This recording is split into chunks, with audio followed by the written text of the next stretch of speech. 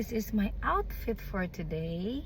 I really love this because soft siya nga tela. Di siya limuot bisag init ang Philippines, but still na siya cooling effect. I'm wearing belt kay medyo luag na siya. Siguro yung payat na ko, but I don't think so. I'm wearing black this time because my shoes is black.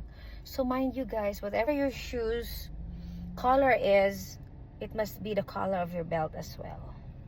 So black akong belt karon, kay black man akong gigamit ng shoes.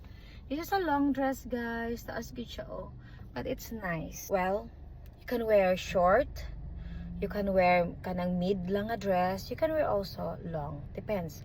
Me, I like to wear anything. I don't have any apprehensions as long as I'm carrying it with confidence.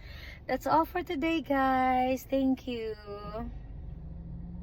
Bye bye.